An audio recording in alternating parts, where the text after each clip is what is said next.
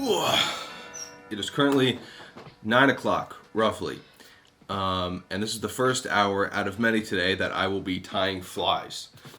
I've been tying for about 3 years, and the fun thing about it for me is fly design.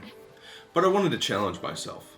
So the goal is today to tie 100 flies, and the pattern I'm choosing to tie 100 of is zebra midges. They're easy, and I think it's an attainable goal.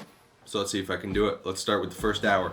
So here I got this 100 hook pack, which I'm going to be using. They're size 16 nymph hooks in like a brassy color, and 0.015 lead-free wire. Alright, I'm gonna get some coffee first, and then I'll be good to go.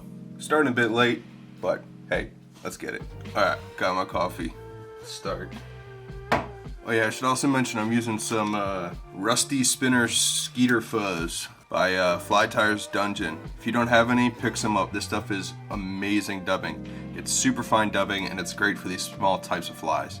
I'll link it in the description. So I just have one of the orange ones, and I'm switching it up. I'm gonna go with my red colored thread, like my maroon color. It's pretty maroon color.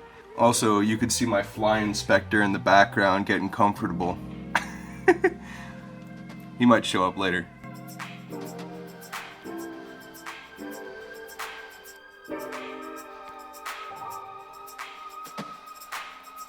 So it is now 10:01 a.m. and I got about 11 zebra midges tied up. 11 in an hour is not bad. That's more than I was expecting. And I'm trying to really stay consistent on these.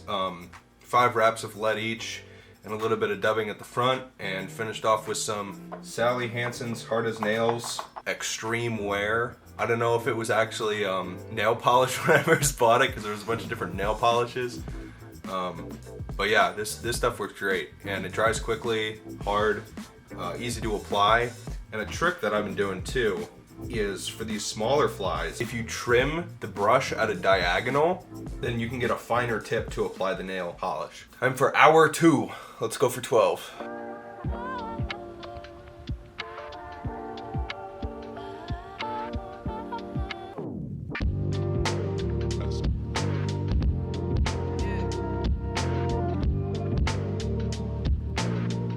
So it is about 10:40, and I tied up another 11, so I'm going to take a little break.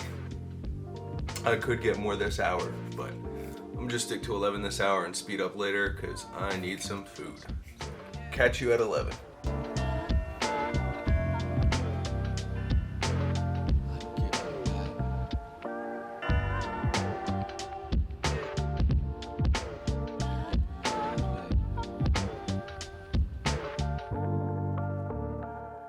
Okay, it is currently 11:42. 34. This is fly 34 out of 100, and I just want to give you guys a quick tip. Here's a quick tip. So after you make your whip finish here, I'm using this nail polish that I was showing earlier. I'm going to first go like that and get all the excess I can off, because I only want a little bit to finish the head. I'm going to preen everything back because there might be some stray fibers that want to catch some. I'm going to come in on the top and just press forward ever so gently. And I'm going to do the same on the bottom and just come down very gently. Do not touch the dubbing, but just the head. And now you see that there's head cement in the eye of the hook. So what you're going to do is take any old feather, any old trash feather, make sure it's a thin tip, and leave a little bit of the feather still on the end. Then insert it into the head and just pull through. And this will wick all of the excess nail polish out of the head, and you don't have to worry about applying it very precisely, as long as you just have one trash feather. And this nail polish, it dries quickly, so I just throw it to the other basket with the others. So on to fly 35.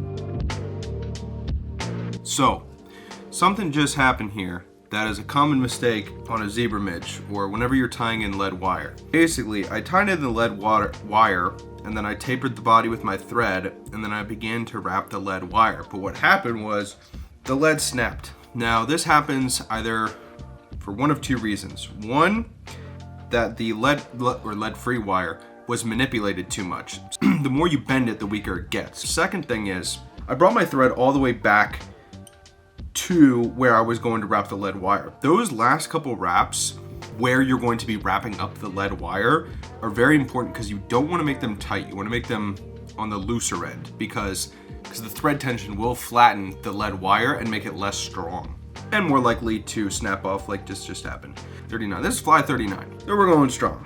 I'll catch you guys next hour.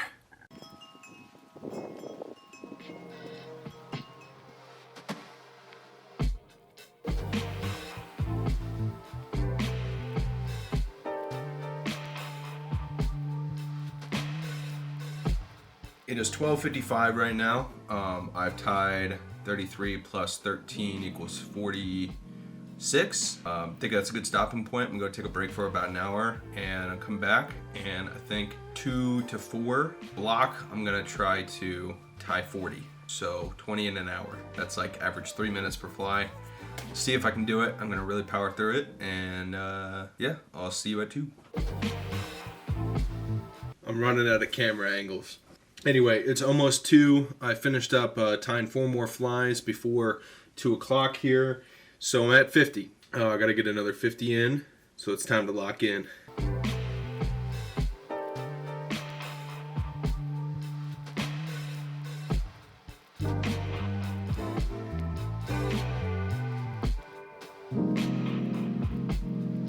So I have run into a problem. I only have 80 of these hooks, and I used 5 of them before today, and about 5 of them were defects. So I'm gonna substitute this 100 with another 20 flies on some different hooks. So it's about 3 o'clock now. Got another hour. I'll finish up these last 12.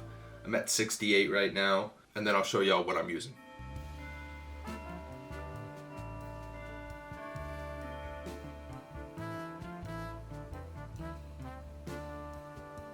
So, clock just hit 4 o'clock.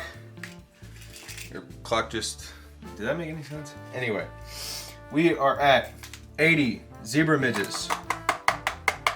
We are at 80. You see that? This is the last hook. So, this is fly 100. It is 8 p.m. So, started at 9, ending at 8 here. Perfect timing. Okay, 8/0, red thread. Size 14, stainless steel barbless hook. Start my thread, one hook eye back. Trim your tag. Then, for a size 14, I am using 0.02 lead-free wire. Going to attach it on the top of my hook with a few tight wraps. Make sure it's on the top and just pinch it down. Then I'm going to take it in open wraps, the back of the hook, and down the bend just a little bit before it starts to make a big turn. Then I'm going to tilt my hook up towards me and make a nice transition with my thread so that no wire is peeking through. So once no wire is peeking through, you go back and forth. And when you go back a little less each time. That should be fine. And then position your thread at the front of the hook there like that. Then begin to wrap your wire. Here I'm going to make 5 wraps, evenly spaced, as good as I can. I'm going to bring my wire up and make 1, 2, 3. On your side of the hook, it should look something like that. You're going to wrap backwards, not forwards, over the wire. That way it's secured all the way. See that? Then you just helicopter off, and it should come out. Then I'm going to grab ultrafine red dubbing, and since it's a size 14, I can go pretty heavy. Dub your thread. Then begin to wrap. Here, you don't want your dubbing to be next to the wire wraps, nor next to the head of the fly. You kind of want to just make a separate ball at the head of the fly like this. See how it's neither touching that last wire wrap nor the hook eye? That's what you want.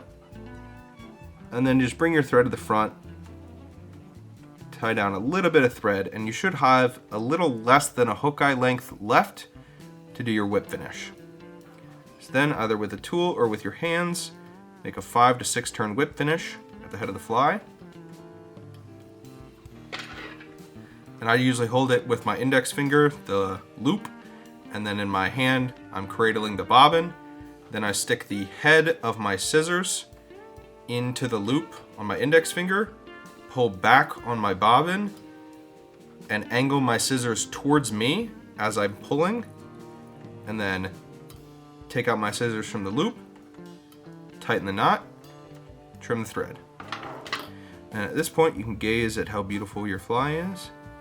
The top and bottom are cemented. Grab the back of the fly so you're not grabbing the head cement side or nail polish side. Grab the back of the hook, remove it from the vise, and that is 100 zebra midges. Voila, voila. So, 100 zebra midges in a day. I did it.